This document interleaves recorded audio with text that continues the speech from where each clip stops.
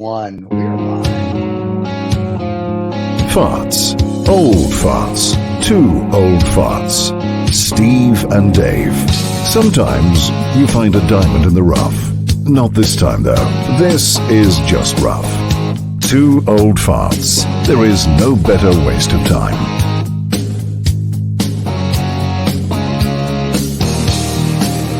Two guys. 2 old guys. A lot of BS and more drivel than you can shake a stick at. Steve and Dave. God help us. That is like, when I see you in that hat, I really just want to call the home. That's all I can tell you. So, well, I think I might have taken it from the home. I think it's got some sort of tracking device in it. I think so. But that's how some people say with that hat you get a bowl of soup. That's you, that hat. I like that. That is definitely great. I mean, what a good way to spend the rest of my life, never having to worry about food. I know, you get a bowl of soup if you get a hat like that. It's perfect. Yeah. So, if you want to get ahead, get a hat. That's what they used to say. Well, if you want to get ahead, you get a blonde, but that's just another story. So listen, we have interesting guests today. Do we? And they're not blonde. So, how interesting can they be then? I'm just saying. No, but they're doing something in augmented reality. So for all the guys in their basements at their mother's house right now, they can get dates. So I'm very excited for them.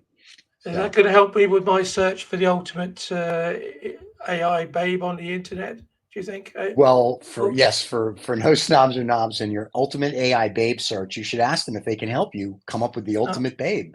Okay, right. Well, let's rock and roll, Stephen. I'll talk to you. Let's get the action moving here.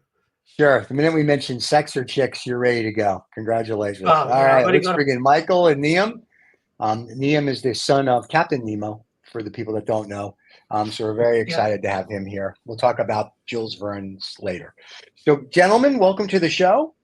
Welcome. Thank you, Steve. Unfortunately, you're stuck with us. So for everybody to know what you do, tell us what your system does. We know it does something in augmented reality, but when we were talking before the show and when we met at a party, you were telling me what it does. And I think it's fascinating for anybody that's involved with digital editing and whatnot in augmented reality. So in the simplest terms, for people at the home, I don't want to mention any names, David. Tell us what your system does and how it can help whomever. Thanks, Stephen. Well, what we have is an editor to put digital content anywhere around the world. It's easy to use. It's basically it's a creator tool. And I've been using it as a canvas to build different events for the city through cultural art grants. In the beginning, we've actually received cultural art grants to fund some of our technology and kind of keep us going. We've been bootstrapping this since 2016, and now I'm known as an artist in Austin because of the digital projects that I've been doing. But now we want to build it out and share it to the world. Right now, we're still a service company where we do digital events for folks, museums, nonprofits, or artists. But Nima, over the summer, rebuilt our editor. Now we have kind of the 2.0 version that we'd love to show you. And that's what we have. And we're working towards sharing this with everyone. And this is basically it's a deep tech for adding augmented reality anywhere around the world and would be accessible to anyone. So you don't need a program. It's a zero code solution. All right. So I have a question. When you say you're doing digital events for museum and artists, so I'm the Met in New York or the MoMA or any other museums. My favorite one, Hilga's House of Pain. So one of the three.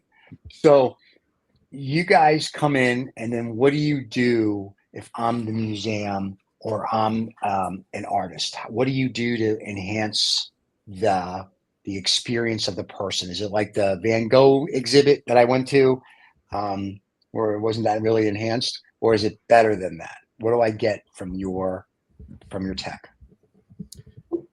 You get the experience of walking through augmented reality. A lot of augmented reality that people are used to is stuff that may be on Snapchat that are more like filters, that basically is a sticker and you can't necessarily walk through it, right? This actually puts digital content in a 3D space. that you can physically walk around, and you can place content that's persistent. And so that means that it won't move. It'll always be in the same location, and you can always go and revisit it. But over the summer, we've added a different option because even most recently, we did a project with a nonprofit art group, 3240 Entertainment out of East Austin. And they wanted to revisit Booker T. Washington's visit to Austin and his talk in 1911. Right. And we did a beautiful installation, location-based installation or spatial installation at the Capitol and also at Woodward Square. But the teachers wanted to see it at their own classroom, right? Like if you're going to do a field trip, that's prepared months in advance. You can't just like say, hey, we're going to take the whole class to Woodward Square tomorrow. So NEMA over the summer added a Anywhere events that allows us to share and create a different channel. So basically Augzoo is broken up in different channels. And we can give you a quick preview here in a little bit if you'd like. So let me ask you this, because most of the augmented reality that I'm aware of, right? We have to wear the crazy fakakta headsets that makes me look like I'm from the 24th century, or I have to wear glasses that make me look like I should have a pocket protector and 47 pencils. So with your tech, can I just, whether it's on my phone or my laptop, can I use your tech and just look at it like and I'm going to say this, so no side comments, like a normal person? Can I just look at it like I'm talking to you right now without anything special? Or like you're taking picture or video. Yes. We're for iOS devices. I'm slightly confused, by the way, because am I supposed to have this experience on a piece of hardware, or are you offering the opportunity to go, let's say, into a room somewhere where this is all being projected around? How do I experience that? I mean, currently this is going to be on the phone. There are other solutions like Magic Leap was talking about reflecting the AR on your retina a few years ago, and they eventually came up with the glasses and all that stuff. And right now, I think the best piece of hardware for AR is the Apple Vision Pro. Like you said, it's just it's just a giant Hulk on your face, and some people walk around with them. The problem with the Apple Vision Pro, we were in Dubai and you can't get them there, so we actually brought a pair, and everybody thought it was great, and they were offering stupid money for it, and we were vacillating. It's like, do we sell it or not sell it? But we decided not to. But the bad thing I found with that is it's only when it's kind of like your phone, right? It does a Retina ID. But the problem is it only does one Retina ID. So if it's like I'm there with, now they might have changed it, but so if the four of us are at an event and I'm the only idiot with that spent $3,000 for Frogman glasses, and I'm like, look, I can't give it to any of you because it won't turn on. So that's kind of I don't know. I'm sure they did it on purpose, but it's kind of a dumb thing, right? So your technology, is it better to use the headset, or if I look at it at the phone, will I still be like, this is pretty cool? I'm just not, if you will, surround sound and, in my own little cocoon. Yeah, I think right now with the phone is the option, is the best option for this stuff. If you wanted to, like, we would need a huge backend to come up with something more sophisticated than that, and what Magic Leap was trying to do, which I don't think they got to doing that quiet. And I don't know if personally I don't want anything reflected on my retina, right? But any kind of light, and who knows what that's going to do. So right now we're trying to leverage the phone, and eventually we're hoping the whole Vision Pro matures. This is first edition, so we're thinking just like. But are you guys just having this just on an Apple phone then? Is it available on an Android? It's just Apple right now, because that's where most of our customer base is, and we wanted to just focus on that because Android is pretty diversified on their devices, and it would require a huge undertaking to support Android in addition to Apple, and we have limited resources. So stuck to the Apple thing, but we're hoping to port it to Android at some point. Gotcha. Yeah, because only here are in you Europe, of course, it's Android. Android. It's a very the Apple phones are a niche product, very much a chic niche product because they're incredibly expensive. So yeah, Right. Here in it's, the US, it's flipped, right? So I've been yeah, doing, aggregate studies here and there. And the last couple of years, I've got a chance to go to the Boeing Tech Port, and they've been doing this Fiesta de los Niños that just finished up. And the aggregate always comes out to 70% people that have iOS in their homes, Right. and then 30% that are basically Android and don't have any yeah. access. But I have found that it's old farts that have trended more towards Android, and Oh, wow. even if the parents have Android, their kids have iOS. So it's like it's a hybrid family, and the younger Right. generation have iOS. So for us, it makes more sense. And honestly, we've heard recently, because we used to be on Android, but we deprecated for different reasons. This has the LiDAR where it doesn't exist on Android, and we're trying to do some Most Android things phones. that are coming out soon, Right. utilizing some of that LiDAR. And so we had to focus You're on talking, Michael. It's great that you say that, but that's abracadabra to me. So what were you? What is? So I mean, LiDAR, you have the it's kind of like astronomy. You have like the optical stuff, so you look at the cosmos, but you could have like radio telescopes and gravity sensors and stuff like that to observe different things. LiDAR is basically a camera technique or a technology to basically to map the area you're at based on geometry. okay. So basically, imagine like a light or sonar reflecting off a door, and it says, "Okay, I'm reflected off this door, and therefore there's something in front of me, and I keep reflecting off of that area, and it becomes a door." So So that's I can what. imagine that's really important there because you were talking. Michael was talking earlier on about these objects not moving, that they actually stay in one place, and you could walk through them or around them. So You you're call going that to need anchoring? some sort of, should we say, optical GPS then for stupid old people like me. So Well, in fact, some of our old installations were nothing but longitude and latitude next to kind of an image, and oh well, well, it was an never Excel me. spreadsheet, How right? did I know that? Whoa. Boom, and We then do leverage that too. Yeah, yeah, we we do. don't do that anymore, but we can export maybe in the future. But like what we did is basically I put 3D blue bonnets at every art in public places around Austin, and I had their GPS, so they had the GPS of every AIPP location. And so I just put blue bonnets that had the name of the artist, because you go to a lot of these AIPP, whether it's Austin or New York, and sometimes you don't know the artist that built it, or you can't find exactly, the plaque. And so in this instance, if you had used an initial app that we were building in agile development that got us to the Augzoo app, it was a flower planting app, and you just put flowers around, and we were able to export content in there. So all throughout Austin, there were 1,000 blue bonnets that I digitally planted in locations that shared the art, and then also the name of the art piece, if you are, and the artist, and a little description.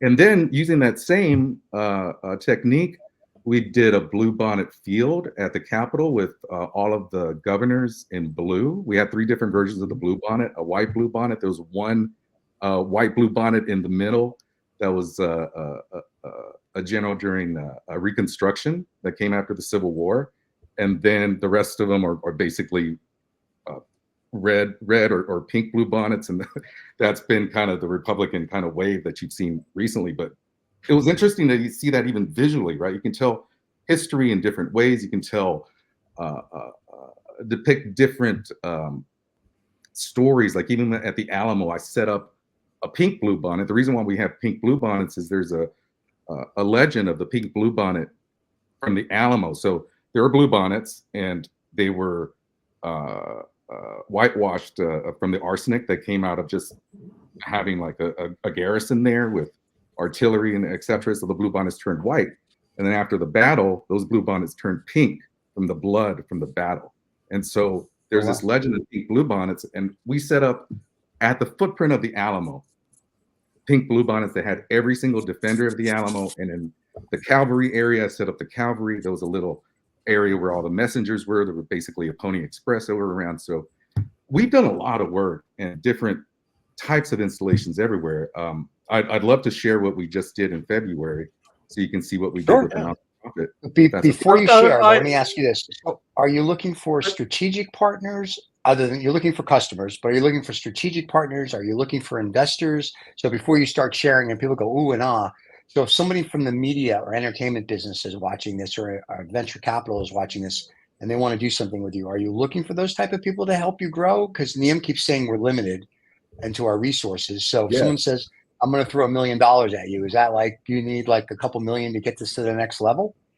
Absolutely, that will help out. I Oh. mean, like last year, I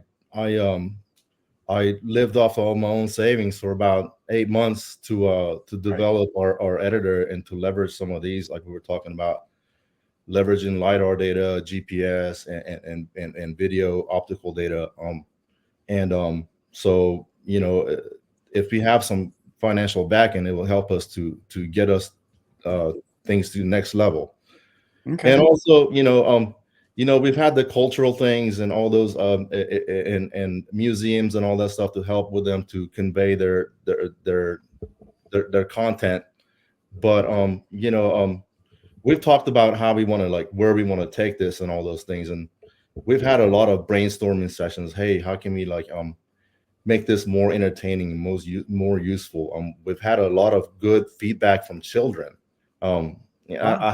I have a son myself, and those are usually the most receptive audience to these things. Okay. Yeah. Well, Very and cool. also, there's a concept that you can struggle with. I just want to backtrack a little bit. I would imagine that blue bonnets are a type of flower. Is that correct?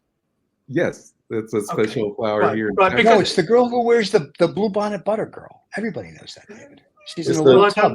don't know who the supermarket. blue bonnet. I've no idea who the blue bonnet girl She's is. Little Boy Again, Blue's, whatchamacallit, his sister? Okay. Little Boy I mean, Blue's sister, because he needed the money. Yeah. like we said right at the beginning, I mean, I'm just stepping into this, so there's lots of terminology that if I can't understand, maybe the people that are listening to or watching are just think, because I'm so busy trying to think what a blue bonnet is, and I kind of Right. missed what you were trying to talk about. So So we it's just a been a state little flower. bit. Every Well, state in the United States has a state flower. The bluebonnet is Okay. our state flower, Okay. and we are And we've got- actually in the season of bluebonnets Yes. right now. In our And- backyard, it is nothing but a sea of blue, and the dog loves it. So yes, and the whole neighborhood just has blue bonnets all over the highways, everything, and the Everywhere. people they go crazy. They they take pictures, they do. Yeah. It's like you would think it's the second coming. And being Jewish, that means nothing. But for the Gentiles with their make believe false gods, they think it's something and it's important. But in Texas, everybody loves the blue bonnet. I may be wrong, but it's probably what would You're be wrong. called in Europe and in the UK a bluebell, which they all come out at a certain time of the year. So you have Yes. they cover all of the forest floor. I've just wanted to make everybody attend to some of the terminology because you guys are really into this and really passionate about it, which is fantastic. But for us, slightly slower on the uptake people, it's always good to give us a little bit of a framework around what you're discussing today, because just the terminology augmented reality, I mean what would that mean to me? I mean, what benefit would I have if you gave it to me? So there you go, David. Augmented reality on your free iPhone. What would that mean to me? Let's say let's, for like a practical example, like medicine is like one of those things. Know a lot about medicine. and I have a relative that he's a radiologist surgeon, and we always I've seen his equipment and go there. We always imagine like somebody doing an operation on somebody's hand or looking at somebody's hand, and if you could have like some sort of glasses on your face that you could kind of see like what's beyond your skin on your hand. virtually, it will give you a lot of power as a physician to do certain things. And I did see something like that this week. Actually, I was on LinkedIn. Was somebody's arm, and then again with this, that it was just then sectioned out. Skin was cut virtually, yes, and then you were looking inside. I could see. Okay, so that to me is a fantastic piece of kit.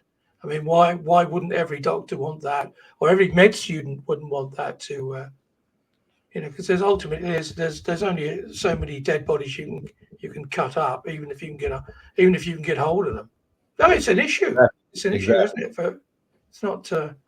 We're past the time of grave digging, but yeah. I mean, there are a lot of practical things. Imagine like doing electrical work on a house, and yeah. And you want to look beyond the walls. I mean, we have drywalls here. I don't know what they use in Europe, but Yeah. you want to see where your cables are going. This is where Magic Leap's kind of been kind of spending most of their resources to look at construction work with plumbing and all those things. That's where I've seen most of their videos.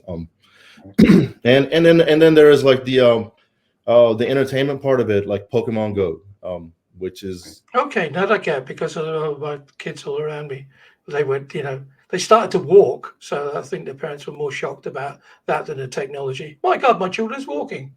So yeah, and there is like, then you're talking about like walking, and there's a therapeutical side of it, which we've talked about. Hey, this could be something for people just to, hey, it seems like everybody's on their phone, most people, and they're not willing to get off of it. So why not give them something that's kind of detaches from the day-to-day and current events and all the feeds and stuff like that, and you just kind of walk around and see things that would give you more of a spiritual feedback. And it might help some people to cope, or like with the whole digital technology that we're kind of going through, which I'll struggle with my son too. But everybody is seems like Decompression, man. For sure. Like Nima brings So, up a lot of good points. And I mean, we saw some of this in just recent work where we shared like a historical event in Austin. And again, like the teachers were like, hey, how can we share this? We created an Anywhere event. And that channel was able to be shared by the teacher. And the problem child in her class, the problem student, was amazed. And he was sharing history with the rest of the class. Wow. And that was amazing. So on a societal level, even, this can be used for interpretive planning. So imagine going to the Grand Canyon or any historical place, and you might see a metal plaque. Right. That's an interpretive plaque. That's an interpretive plan. Books of history condensed down to a paragraph, and somebody gets paid a lot of money to do that. But regardless, it takes a lot of money even to put that in the ground. It has to get approved, yada yada. This allows a new, easier and cheaper way to tell historical precedent of a location. And you don't have to dumb it down. You wouldn't have to dumb it down. You don't have to dumb it. A kid can actually learn instead of reading 3 sentences and going, oh, I got it, which they don't. So, but let me just say this about the Grand Canyon. I've been there, and you pay $20 to go through the little hut and drive there. It's just a big hole in the ground. It's very pretty, but you don't have to go. If they have the big dig that they're going to be doing here in Austin, same thing. It's the same, except there's cars. But that's it. It's cute. So not a special trip needed. Use augmented reality. Sorry, Arizona. The augmented reality that I've seen, I mean, the last time we went to IKEA, I think it's called in the US, they're offering augmented reality on the phone to see objects that I may be interested in, placed in, maybe in a photograph of my own home. Is there also that side of it as well, the deep consumer side of it, or is it something that you wouldn't want to get involved in? You'd like to be more in the educational/art side of it? This is the dilemma we've been talking about. I mean, like we've talked about how, hey, we could, we could apply this to gardening in your backyard.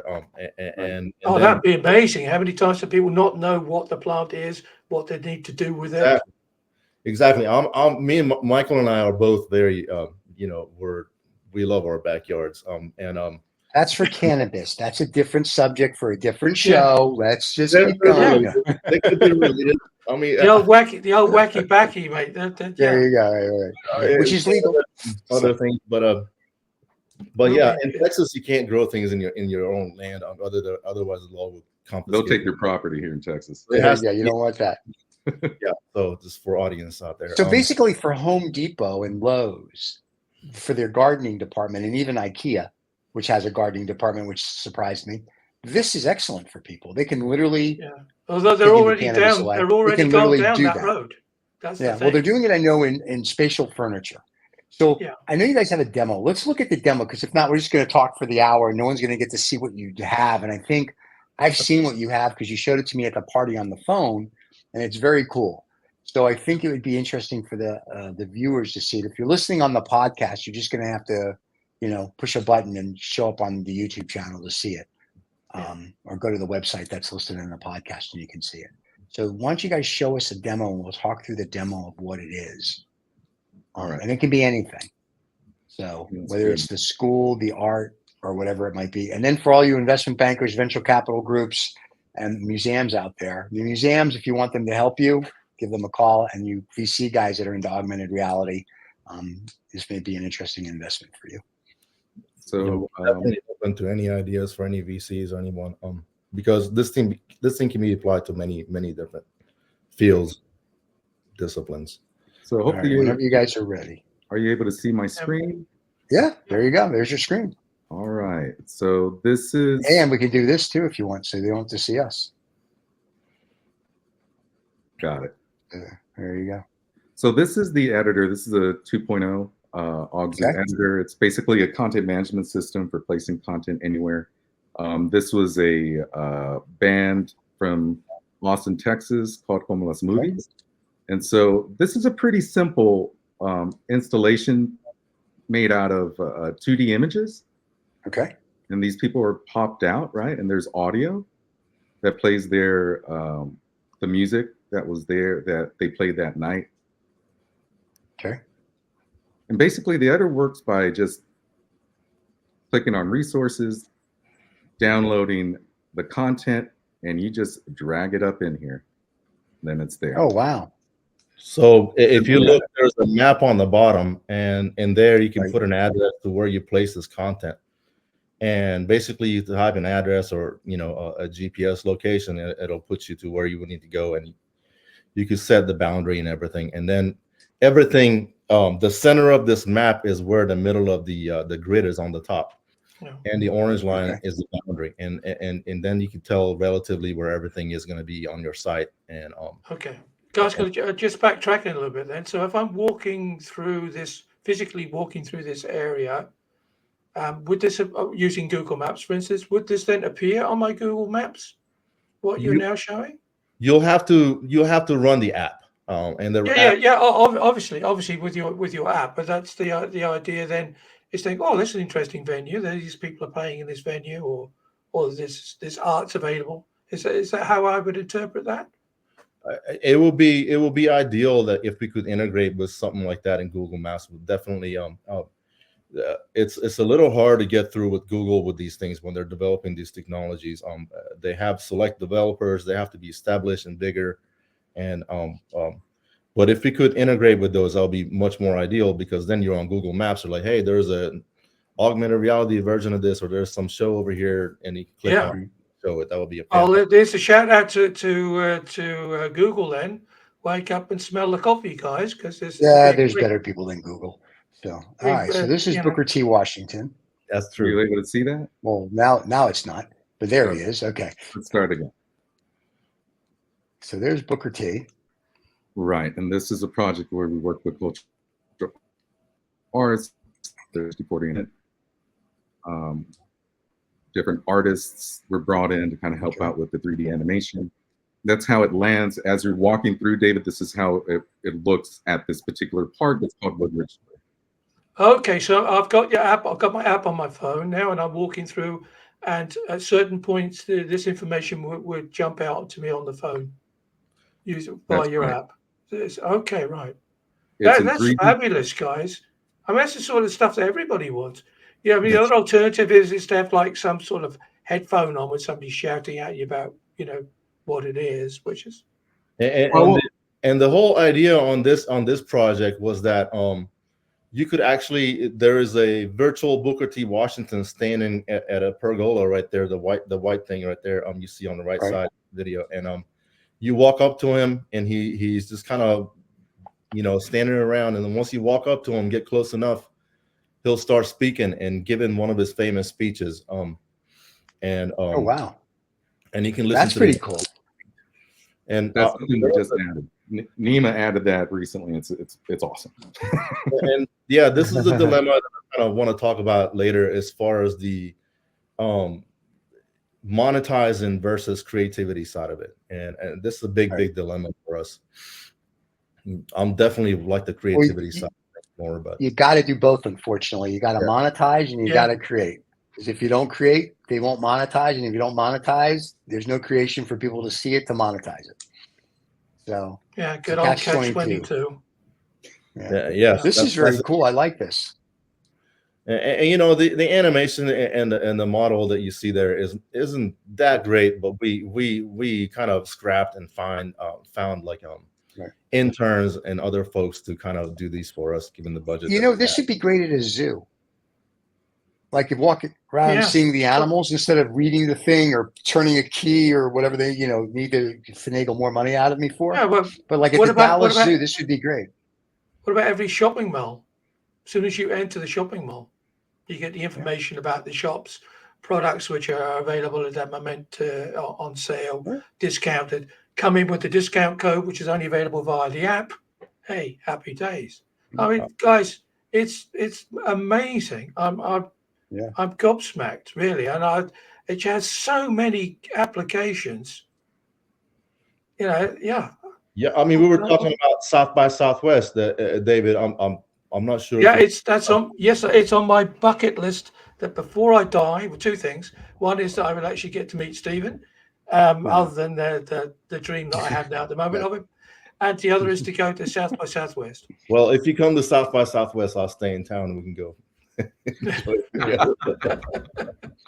So, just so you know, South by South is very nice, overrated, but it's very nice. Hey, listen, it's overseas for me. That's true. That's true. And you get to see the bluebonnets that time of the year. And you'll see the bluebonnets if you come at the right time. Right. You know what I'm going to do today, David? When I walk the dog again, I'm going to take a picture of a bluebonnet for you. Yeah. So it'll be a bluebell. It'll be a bluebell, I'm sure. Yeah, it's the same thing. And like I said, it's little boy Blue's sister. I'm telling you, I know. So but anyway, conversation we had the other day about American having more old English words in it than the current form of the English language, because a bonnet is so Edwardian or Victorian that the Brits would never say it.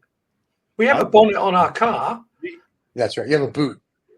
And a boot. And I think that's because of the whole French influence over here. I mean, Louisiana, there's a lot of that stuff going on. So there's a lot of blue bonnets in Louisiana. I don't know if there's but in Louisiana, it's a whole different meaning when they go, I'm blue bonnet. It's a whole different thing over there. You got to be very careful. So you can't, it's like in Key West, if you drop your wallet, you just kick it all the way back to Miami before you pick it up. It's just a different connotation. All right, David, I'm going to show you our digital blue bonnet here to make you happy. Okay. There you go. There's a digital blue bonnet. Very pretty. Oh, it looks like Super Mario. I'm looking at it. This is a very big blue bonnet we put in there at Dave and Buster's. We were actually trying to propose a project to them. So bluebells, super. Like I said, guys, it's one of those things. It's the nice thing about not being an American. Oh, there are lots of good things about not being American at this point, in this point of time, but not mentioning any elections or anybody who's orange in color. But orange man, communist. But there's a lot of terminology, a lot of stuff that you guys know, and we know our audience is all over the globe, and so we sometimes struggle to kind of really get the essence of what you were saying. So I wasn't trying to trip you up, Michael, honestly. I was just yes, he was. He gets $1 for every trip up, so it's very cool. This is actually and we've done that augmented reality and virtual reality for a while. Like you and I talked about, we've been in this space since '95. So it's interesting to see on the commercial side where you're taking it. So it's very I cool love to this see stuff. that. But I think realistically, if you could get, whether it's a zoo, a museum, anybody can use this. That's cool. Miami Beach. But I think this stuff is just phenomenal, and especially for kids, depending if the city wants to be kid friendly or not, too. It's And for creators, and honestly, even currently in the way that it is now, right, any of the entities and every piece of content, whether it's audio or image or 3D, we call those entities. If you just kind of click on it and kind of keep your finger on it, you can move right. it around. And what do you Okay. say, Nima? One Oh, finger, two just fingers? touch gestures. I mean, you could basically, if something is not quite placed correctly where you are, because it's not 100% accurate, Right. especially when you go indoors. I mean, but there's more stuff we could do to make it even more accurate than it is. Gotcha. But then if it's not, then you can drag it to a better place. Let's say it's there's a person standing on a body of water. You can move them out of there or something like that. Or not. Let's not get carried away. So, But this third-party imagery, then, are you offering that up in the library, or is it just because obviously people are going to be putting copyrighted stuff all over the place? We know that. So That's another challenge. we want you're just offering, let's say, the bucket and spade, so that /app for all this stuff to be dropped into. Eventually, I see this as people having their own content to put on there, but we do also want to offer a library of what they can put on there. Yeah. And also, you could go there and drag, the images off the pictures you take off your phone and just crop them out. You can crop these things out on iOS and dump them in there. Some of those that Michael showed, some of those pictures are cropped out like that. And thrown in there. But we do want to offer a library of content that we have, but yet give the people the ability to put up their own stuff on there. I think I mean, that may be just my personal opinion. It may be actually a bit of a waste of time, because you're going to be behind the curve, because people you're fighting against your customer base who maybe got thousands of things they want to add to their own library. Right. Why would you want to spend time producing that yourself? Maybe just a shell where they can drop it in. Bang, there you go, your own personal one. But not too much. Yeah. I mean, we don't want to focus on that too much. Like you said, we were talking about, it's like the focus of our focus recently will be on the creative side and the monetization part. And gotcha. So if you're a city, a museum, a city, a zoo, an educational district, depending on what state. Mall. A shopping mall, then they should reach out to you guys. And now, will you guys do the work, or do you sell them, for lack of a better term, the software, or at least them the software, and then they do it, or do you go either A or B? So the old white label. Currently, we're the ones setting it up, but we're making it so the editor that Michael showed you earlier is very easy to use, and we try to make it so it's not just like somebody that's like familiar with 3D work or like those kinds of things like Photoshop or Illustrator or like Maya or something like that to work. We're trying to make it very familiar for even teachers or even kids to go put things in there. So once we go through this monetization part, it'll be that people can go there, log in, and create their own things at their own volition without us being involved. Right. Yeah. I think what Mike, I think sorry, what Steve was alluding to is that could I white label it? That's basically it. That would be a big ticket item, but yes. In fact, we were talking to an entertainment venue to possibly do that with particular milestones along the way. Yeah, because the thing is, of course, a lot of these big entertainment companies, big software houses, maybe have that project which you've already got. They may be a quarter of the way in, half a way in, and buying it, it'll be cheaper than finishing the project. Exactly. So that is very true. And this is ready to go out of the box now. If you want your own channel, and that's the thing, I think this is big. This is a creator's tool, right? What Nima created right now is something that anybody could use. Steve, what sort of price point is this then, Michael, at the moment for the? We're playing around with some prices right now. Okay, that's fine. That's as fine. low as as low as you can go and as high as they want to pay. Somewhere Well, between $1 and $1 million. There you go. Yeah, and the further you develop and monetize, I think the cheaper it will be. right. Yeah. I mean, you'd be surprised at the price point that we're kind of shooting at right now. But honestly, when we do a project, the history project that you saw, that was Right. for us to produce. That was $17,500 for the nonprofit to produce. Oh, that's nice. And you Right. made no profit. So there you And- go. Yeah. Nina put in a lot of time. I put in a lot of time. And a lot That's of a it difficult, gentlemen. That's a difficult statement for Stephen to make. Yeah, I don't understand nonprofit. I don't know what that means. He hasn't got that far in the In dictionary. the dictionary, yeah. I mean, the first time I cried was when I watched PBS at 3, and they said they were a nonprofit. I cried like a baby for weeks. I was like, not a concept I get. So, but it's nice that you do stuff with those kind of people. But no, I really think that though, we're depending on your technology. And let me ask you this, because now putting my SFO hat on and something that my CIO would ask, what's any IP that you have that's exclusively yours, or is just that you've just created a better mousetrap in the augmented reality world? I'll let Nima answer that. Well, we don't have official IPs yet. We have some things in the books that we want to do. Especially in regards to having AI pets. Okay. And things like that integrated in there. This is where we're talking about the therapeutic side, and like this is one of those. We were having a spiritual session, and we came up with some of these ideas to make these work out better for people. So that's where, as far as the IP that I want to take it, is to have these certain characters or certain mechanisms in there to be our IP. So would that be IP, or would that be just trademark? Would it be like a Mickey Mouse type? I don't mean that in a bad thing, but we like Mickey. You're gonna mark Mickey Mouse as a service pet, not really the IP, because it's in the augmented reality, which that's the tech. So you're gonna just mark each character, if you will, so nobody else can have that character unless they lease it from you, so to speak. Is that kind of what you're thinking?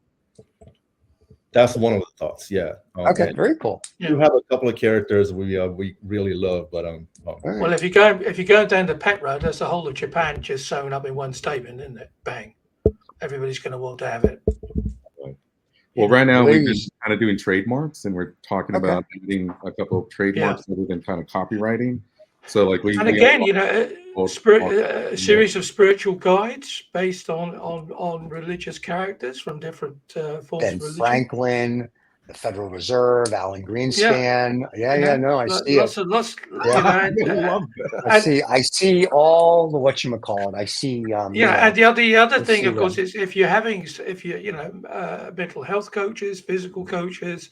I mean, there's just so much stuff that you can do. Exciting stuff. Right, that's called diversional therapy. One way or another, whether it's a cancer patient playing video games, or again, just a person sitting at home that maybe may not have any family around. Yeah, there's a lot more of those people every year, every day. Yeah, absolutely. And that's because of technology, because they don't get out of the house. So it is. Yeah, and medicine, of course. Yeah, exactly. But on the phone, like, it seems like everything has to have a purpose. Well, I don't see what's wrong with, like, you open an app and it just kind of, in a way, it seems pointless, but it's just relaxing. It just gives you these visual feedback, this audio feedback, and. Oh, you've seen this channel before, then? Yeah, that's what people use our channel for. They use it to make love or time and egg. Same thing. So so we're very happy. I agree. I agree. That. It doesn't have to have a purpose. It just it has as long as it has a function. But that's a nice purpose, though. I think the spiritual side. So all those religious organizations that are full of crap, people can just do this, and they can have their own spirituality. I mean, like, you don't need to go to a building and pray to somebody or something. You can just get on your phone and have your spiritual guide that reality. I'd like to have an augmented reality Buddha around all the time. Take him out to dinner and say, like, what do you think about that? Am I going burgers? Or what did I create? Nima, the Augzoo summit where I put Buddha and Immanuel Kant and Abraham Oh, Lincoln, obviously, Emmanuel Kant. MLK, Gandhi all surrounding us. It's like If these you are could our have Genghis Khan and Attila the Hun for me, now that's a dinner. So Yeah. now we're talking some fun. That's So spiritual, right? But I mean, it doesn't have to be religious per se to be No. spiritual. Right. You know, but you know that and but yeah, and we were talking about monetization versus creativity, and we are like, okay, should we go ahead and spend this whole entire year coming up with an account system for people in a store for people to come in, automatically pay and log in, or should we go add more to this? And there's a lot of ideas that we want to do that's going to take about the same amount of effort as the monetization part. Well, I was once you told, could if do you both. have a dog, don't produce a product Right. that you'll regret, because there's no point in having a dog and barking yourself, because there's so much stuff already out there. Right. You have to really focus on the things that really float your boat. This stuff, things that makes you joyous, because when you do that, your business will go with you.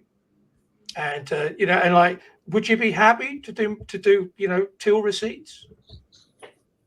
Probably not. You could end up like Bram Stoker. You make one of the best novels of all time, but it gets famous after you pass, and nobody knows you when you're alive. Yeah, well, that's like with everything, It's you're always famous after you're dead. Or more, or not, depending. So, but no, I like the concept. I think it's very cool. So for all the venture capitalists out there, you may want to reach out to these gentlemen. If you can't figure out how to reach out to them, reach out to us. We'll put you in touch. And for you schools and zoos and shopping centers and museums and artists that are having art shows, and you would think this would be cooler than having a little 3x5 piece of paper telling you what you did, where you can actually talk about your art and do stuff to make the more engaged, probably sell more too. This would be a good thing for you as well. So we will make sure that they see all this. But yeah, I like it. It's very, very cool. I'm glad you guys were able to come on and finally show it. I'm sorry that Adam uses Google, because Adam saw this and he's on Android. He goes, "Oh, I could do so much with this," and then he's like, I don't have Apple, I have Google. And I was like, well, we will take your Android note on the EU side to heart. I did not know that about the EU. We really focused on just Austin and Texas, and just to get our just so you know, world's a little bigger. There's a whole thing outside of Austin and Texas. Yeah, just so you know. That's what they say. Texans are like, you're just stuck in your little border here. But yeah, the world is flat. We have our own little country here in Texas. Yeah, true. God knows how many times you can drop the Netherlands into Texas and it still have change. So it's a massive. We do have a Holland, Texas, I think. Yeah. Texas? Does that count? Dutch will be somewhere making money, no doubt. Figures. This tulip loving wood. There's an Edinburgh, Texas. Does that count? There you go. No, it's in Scotland. On the way to here, let me help you out with Texas. Go to Fredericksburg, Texas. On the way to Fredericksburg, there's a whole bunch of wineries, and there's a German beer hall, okay, where you can, and they make beer there, and it's absolutely gorgeous. And then Fredericksburg itself is, I think it's almost like an old German town, but it's gorgeous. You walk through. Everybody's really friendly. Yeah. They should have 2 for 1. So, but it's they should have that augmented reality on their telephones, then, shouldn't they? There you go. Go through a brewery. I think this is huge. Unfortunately, you're part of a group of big competition. But I think the fact that you're specializing in certain things and your price points seem to be lower than most, and your technology seems to be better or equal to, I think for cities and states and schools and zoos and whatnot that want to be ahead of the curve and offer something different, like the San Antonio Zoo, I think they have 3 animals, or the Dallas Zoo, which has lots of animals. I think this would be really cool for them to say, like, hey, instead of having a plaque where you listen, you can just watch it on your phone. And if you're a kid, you're going to be thrilled that you can watch it on your phone or your iPad. Right. Well, this is a more so tool, right? Just like you're saying, agencies can use it, but again, I've done customer discovery. The zoo would love to use it, but they don't have the bandwidth, so they would hire somebody like us. But Augzoo could be the start of a whole new economy. right? Yeah. You have creators that are doing this. We're just supporting it. We're just supporting the architecture, right? Right. Building the building. This is our canvas, right? And as an artist, this has been my canvas for the last 7 years. Right. An advertising group, a marketing group could take this over, have their own channel. A news station could have their own channel. Can you imagine taking images like I showed you of the band, but it's Right. Gaza, and you put Right. the individual in there? It revolutionizes the way a photojournalist takes pictures. And Interesting. you are creating we have a whole new medium. Yes, this is a creator tool, but in terms of how it is built and it's got different channels, this could be its own medium in itself. Right. Very cool. I like that. All right. Augmented reality, its own new medium. I like it. This could be beauty. Guys, it's been a pleasure. Thank you for coming. I know you had to get up early this morning here in Texas. So with the blue bonnet. So, and there you go. Shout out to little boy Blue. This time of year, oh my God, it was so beautiful this last, especially if it rains a little bit in the morning, everything pops. And it's so beautiful with the wildflowers. And the flowers too pop too. It's very exciting, David. You'd like it. We'll stay with this, guys, after the credits because it was like I'll do a little bit of housekeeping. But Stephen? All right, everybody, don't forget to subscribe and like. You can catch us on the podcast. You can go to our playlist, catch all the shows. We'll see you guys back real soon. Have a good one. Cheers. Thank you, Stephen. Thank you, David. Thank you, guys.